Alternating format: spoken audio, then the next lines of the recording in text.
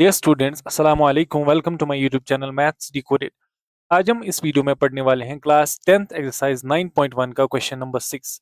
Question number 6 है, a 1.5 metre tall boy is standing at some distance from a 30 metre tall building. एक लड़का यहाँ पे खड़ा है जिसकी हाइट 1.5 मीटर है। सामने बिल्डिंग है 30 मीटर की, इससे कुछ डिस्टेंस पे ये खड़ा हुआ है। ठीक है। The angle of elevation from his eyes to the top of building increase from 30 to 60 as he walks towards the building. अब इसके आईज, अब ये बिल्डिंग की तरफ देख रहा है। ठीक है, बिल्डिंग के टॉप की तरफ।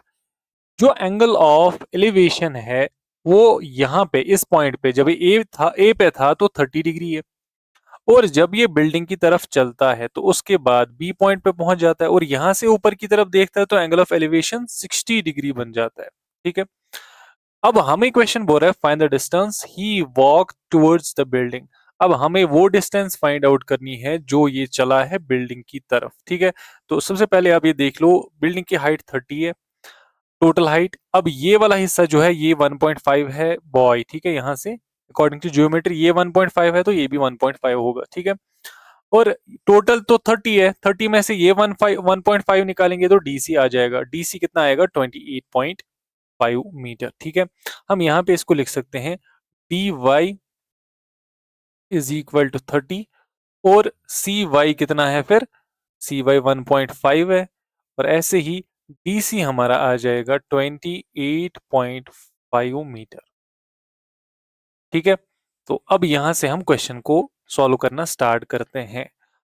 इन ट्रायंगल हम लिखेंगे, in triangle D C B. देखो, थोड़ा सा मैं पहले आपको समझाता हूँ।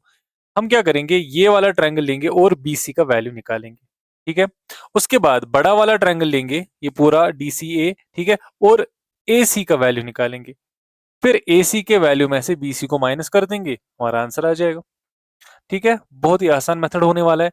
इन ट्रायंगल डीसीबी, डीसीबी में क्या है? डीसी डिवाइडेड बाई सीबी किसके बराबर आएगा?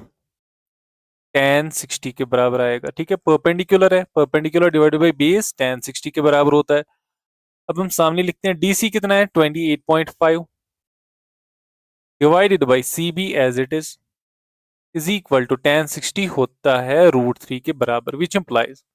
अब इसको रेसिप्रोकल कर लेते हैं तो इसको भी रेसिप्रोकल होगा। ठीक है। तो ये बनेगा C B divided by 28.5 is equal to 1 divided by √3। तो यहां से आप बताए सीबी का वैल्यू कितना आएगा? सीबी का वैल्यू आएगा ये 28.5 मल्टीप्लाई हो जाएगा 1 के साथ, बनेगा 28.5 डिवाइडेड बाई √3।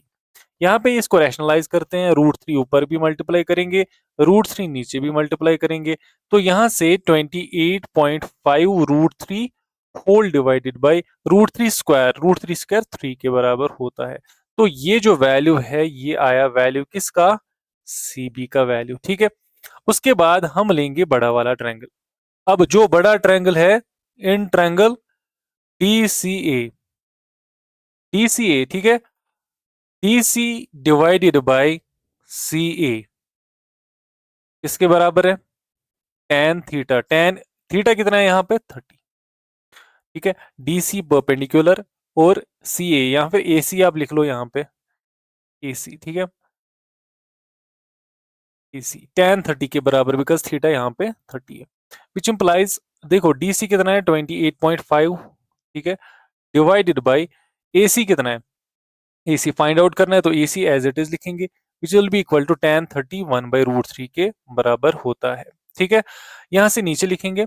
अब इसको रेसिप्रोकल करो, इसको भी रेसिप्रोकल हो जाएगा। तो रेसिप्रोकल करो 28.5 डिवाइडेड बाई, सॉरी रेसिप्रोकल करना है, A C divided by 28.5 is equal to 1 by √3 का रेसिप्रोकल कितना होता है? √3 होता है, विच इंप्लाइज। ठीक है। यहां पे लिखता हूं मैं, ए सी का वैल्यू कितना आएगा? A C will be equal to 28.5 √3 metre में आएगा ये। ठीक है। अब ये आया ए सी का वैल्यू और ये आया सीबी का वैल्यू। हम लिखेंगे यहाँ पे ए सी जो है, देखो ए सी किसके बराबर है? ए सी बराबर है A B plus C B. ठीक है, या बी सी भी लिख सकते हो, सी बी। अब AC का वैल्यू हमें पता है कितना है, 28.5 √3। ये किसके बराबर आएगा, AB का वैल्यू निकालना है तो AB ऐसे ही लिखेंगे, प्लस CB का वैल्यू कितना आया अभी, 28.5 √3 डिवाइडेड बाई 3। अभी उधर ट्रांसपोज हो जाएगा तो माइनस हो जाएगा इस वैल्यू में से, तो 28.5 √3 माइनस, क्योंकि प्लस में था उधर जाके माइनस हो जाएगा, 28.5 √3 divided by 3 is equal to AB। ठीक है यहां तक। अब क्या करेंगे हम, देखो अब यहां से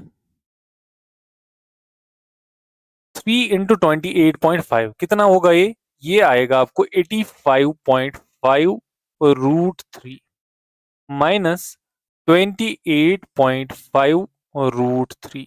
ठीक है, ये 2 सही से लिखते हैं, 28.5 √3 whole divided by 3 which will be equal to AB। ठीक है यहां तक। अब इसका फाइनल स्टेप, ठीक है,